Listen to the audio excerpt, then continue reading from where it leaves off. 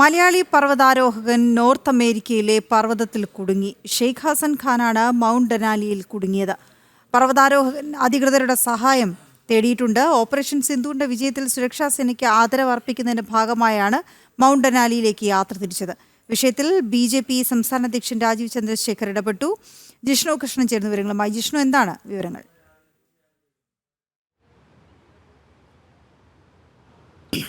ഇവിടെ ദനാലി പർവ്വതത്തിലെ 17,000 അടി ഉയരത്തിലുള്ള ക്യാമ്പിലാണ് ഈ പർവ്വതാരോഹണൻ ഇപ്പോൾ കുടുങ്ങിയതായിട്ടുള്ള റിപ്പോർട്ടുകൾ പുറത്തു വന്നിട്ടുള്ളത്.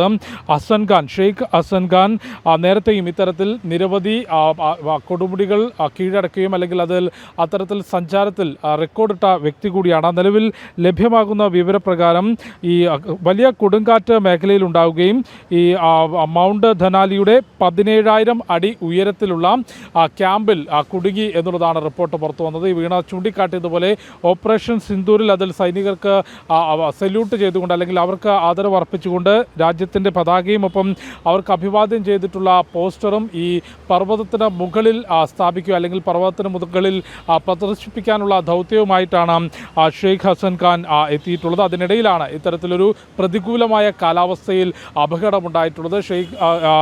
ഷെയ്ഖ് ഹസൻ ഖാൻ ഇത്തരത്തിൽ അധികൃതരുടെ സഹായം അഭ്യർത്ഥിച്ചിട്ടുണ്ട്.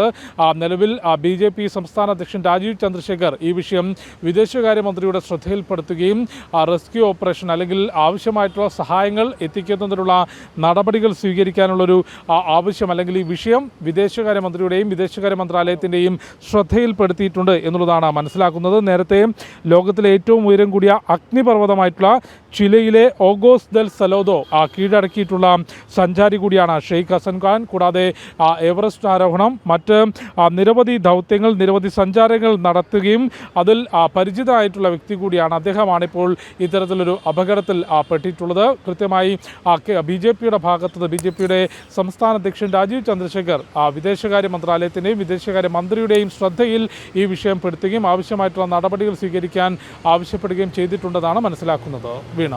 ശരി ജിഷ്ണു.